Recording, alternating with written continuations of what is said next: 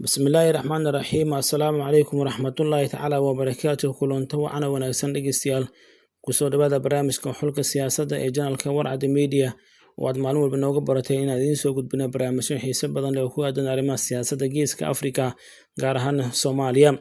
Barnaamijka intaanu gudagalin dhegeystayaal waxaan idinka codsanaynaa inaad subscribe noo saartaan, like iyo share-na aadan ka iloobin oo noogu dhoofataan. Barnaamijka qodobka guud ahaan maanta uga hadli doona ayaa ah xiisadda siyaasadeed ee ka dhex taagan dalalka Itoobiya iyo Eritrea iyo dalka Masar. Haddaba maxay tahay duulaanka laga cabsan qabo inay Itoobiya ku qaado dalkaasi Eritrea? Haddaba maxay tahay waxyaabaha kale oo laga yaabo inay Masar ay tallaabooyin ay qaadaan? Sacuudiga door intee leeg ayuu ku leeyahay baajinta iyo ka hortagga dagaal weyn oo ka qarxa gobolka Geeska Afrika? Haddaba qodobkaas ayaa guud ahaan barnaamijka uga hadli doona. Wasiirka arrimaha dibadda dalka Sacuudiga Arabiya Faisal bin Farhan ayaa markaasi booqasho ku tagay magaalada Addis Ababa oo markaasi xarun u tahay dowladda Itoobiya. Waxay taasi la sheegay inay calaamad u tahay wejiga cusub oo ka mid ah xiriirka istiraatiijiyadeed ee u dhexeeya Riyadh iyo Geeska Afrika ama Sacuudiga iyo wadamada Geeska Afrika. Booqashadan oo timid xilli ay gobolka ku jiraan isbeddello siyaasadeed iyo kuwo amni oo xawaaro ku socda ayaa daba socota iskaashi soo jireen ah oo labada dal u dhexeeyay tan iyo xilligii Sacuudiga doorka weyn uu ka ciyaarayay heshiiskii nabadda ee Itoobiya iyo Eritrea sanadkii 2018 oo ka dhacay Koonfur Afrika.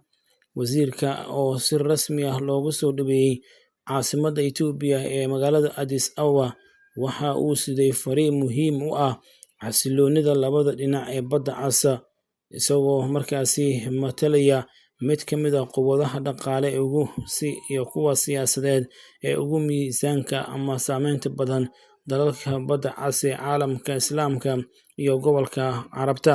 Boqortooyada Sacuudi Arabiya waxay dadaal ugu jirtaa inay markaasi mar kale nabad ka dhex dhigto labadan dal si loogu soo afjaro xiisadda cusub oo soo kala dhexgalay, iyadoo laga duulayo heshiiskii ama guushii taariikhiga ahayd sanadkii 2018 markaas oo heshiiska nabadda lagu saxiixay magaalada Jidda ee dalka Sacuudiga. Maalin kadib booqashada wasiirka arrimaha dibadda ee Sacuudiga ee magaalada Addis Ababa uu ku tagay ayaa waxaa markaasi Asmara ka degay ku-xigeenkiisa Inja Waliid al-Khariji, kaas oo fariin la mid ah tan wasiirkiisa gaarsiiyay Afwerki. Labada wasiir ee Sacuudiga markaasi labaduba waxay la kulmeen madaxda dalkaas, taas oo si dhab ah u cadeyneysa dadaallada Riyadh ay ka wado gobolka Geeska Afrika.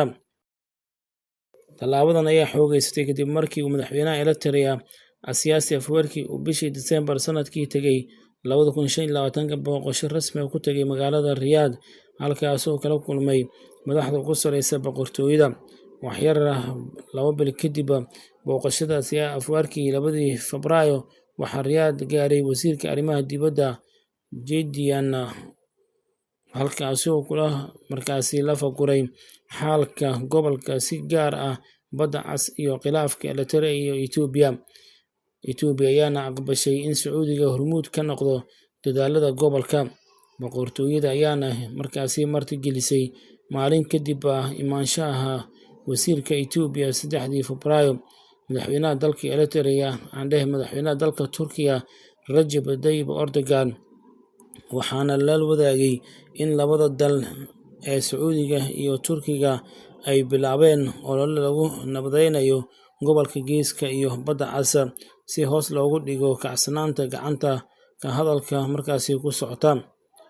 Madaxweyne Erdogan madaxweynaha dalkaasi Turkiga ayaana 4 Febraayo u sii gudbay Qaahira si uu u gaarsiiyo wadahadallada Sacuudiga iyo doonista in lagu dhameeyo xiisadda Addis Ababa iyo Qaahira. Inkastoo markaasi hindisaha markaasi Boqor Salmaan iyo nabadeynta gobolku bilow yahay, haddana waxa uu ku socdaa dardar xoog badan leh. Maalintii 7aad ee bisha waxaa Qaahiro yimid madaxweynaha Soomaaliya Xasan Sheekh Maxamuud oo la kulmay dhigiisa Cabdi Fataax al-Siisi, kaasoo maalinkii xigayna markaasi safar saacadaha ku tagay magaalada Abu Dhabi. Waxaa magaalada Addis Ababa gaaray wasiirka arrimaha dibadda ee dalkaasi Sacuudi Arabiya Faysal bin Farhan, isagoona kulan la qaatay ra'iisul wasaaraha Itoobiya Abiy Ahmed, isagoona gaarsiiyey fariinta nabadda ee boqorka dalka Sacuudiga. Isku geynta safaradaas iyo xogta warbaahinta ayaa muujinaysa in Sacuudigu uu rabo inuu isticmaalo saameyntiisa diblomaasiyadeed si looga fogaado wax kasta oo dib markaasi u horin kara colaad ka dhex qaraxda labadaasi dal, waa Eritrea iyo Itoobiya, dalkaas oo saameyn toban ku yeelan karta amniga guud ee marinka Badda Cas iyo marin-biyoodka muhiimka ah Bab el-Mandab. Maxay tahay iskaashiga istiraatiijiyadeed ee kulanka Abiy Ahmed?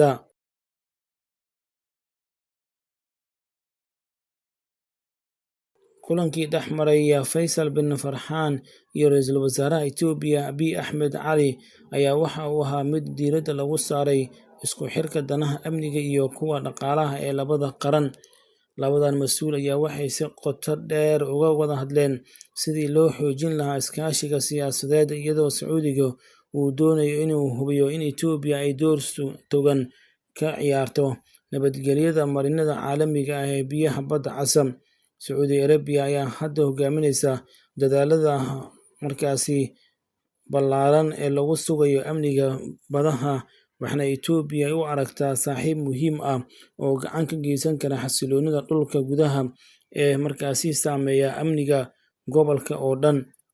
Wadahadalladan ayaa waxaa sidoo kale taabatay sidii kor loogu qaadi lahaa maalgashiga Sacuudiga ee Itoobiya, kaasoo markii horeba ku xoogganaa dhinacyada beeraha iyo tamarta, iyadoo la raadinayo fursado cusub oo lagu xoojinayo dhaqaalaha labada dhinac. Sidoo kale, midnimada Suudaan iyo mowqifka adag ee Riyadh. Mowduuc kale oo muhiim ah oo miiska wadahadalka saarnaa waxa uu ahaa ama looga hadlay xaaladda cakiran ee dalka Suudaan, kaas oo Sacuudiga uu markaasi ka istaagay mowqif adag oo aan tanaasul lahayn. Boqor Faysal ayaa horey markaasi si cad u caddeeyay in boqortooyada Sacuudiga aysan marnaba u dulqaadan doonin wax kasta oo caqabad ku ah wadajirka dhul iyo bad ee dalka Suudaan, ama isku day kasta oo lagu kala qaybinayo qarankaasi. Riyadh waxay markaasi aaminsan tahay in xasilloonida Suudaan ay tahay tiir markaasi dhexaadka amniga Geeska Afrika iyo dalalka Carabta, sidaas darteedna ay markaasi lagama maarmaan tahay in markaa dhinacyada isku haya halkaasi ay u hoggaansamaan wadahadallada nabadda ee Jidda.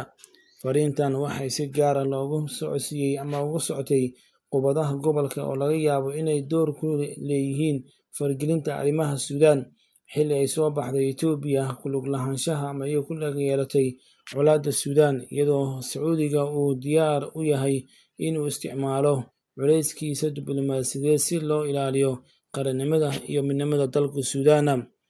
Nabadda Geeska Afrika iyo saameynta diblomaasiyadeed ee Sacuudiga.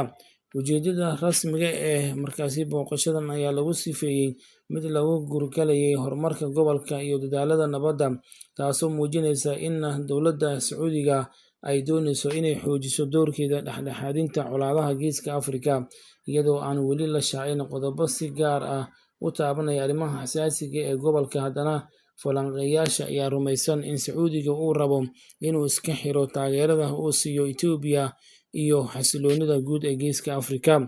Addis Ababa ama Itoobiya ayaa waxaa markaasi ku sugan wafdi uu hogaaminayo wasiirka arrimaha dibadda ee Soomaaliya oo uu ka qayb galay meertada 39aad ee kulanka heer wasiir ee Midowga Afrika. Soomaaliya ayaana olole weyn uga jirta xaqiijinta midnimada dalkeeda.